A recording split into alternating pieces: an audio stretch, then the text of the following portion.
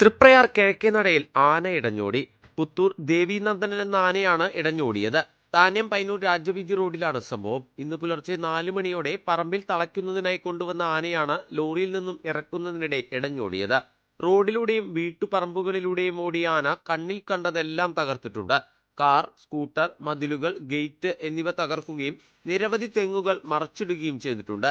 2 മണിക്കൂറിലധികം നാട്ടുകാരെ മുൾമുനയിൽ നിർത്തിയ ആനയെ ഒടുവിൽ എലിഫന്റ് സ്ക്വാഡും പാപ്പാമാരും ചേർന്ന് തളച്ചു. ലോറി പിന്നോട്ടെടുക്കുന്നതിനിടെ ആനയുടെ ദേഹത്ത് തട്ടിയതാണ് ആനയെ പ്രകോപിപ്പിച്ചതെന്ന് പറയുന്നു.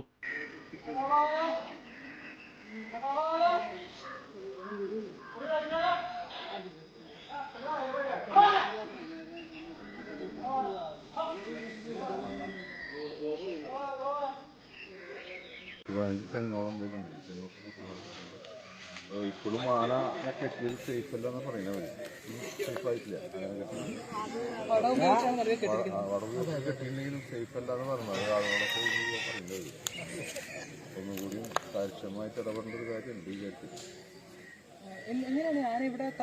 ഇവിടെ ചില ഈ വീട് ഒരു വാടകയ്ക്ക് എടുത്തെന്ന് പറയുന്നു. ആനനെ ബന്ധപ്പെട്ട് കുറച്ച് കൂടെ കെട്ടാനാണ് കൊണ്ടുവന്ന് തോന്നുന്നു. അങ്ങനെ പറയുന്നു.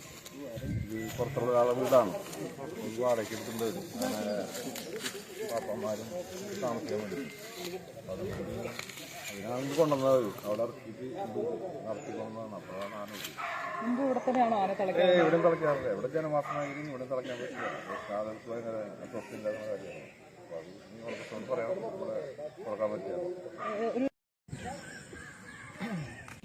4 മണി നേരത്താണ് അടുത്തുള്ള വീട്ടുകാർ ഫോൺ ചെയ്യുന്നത്.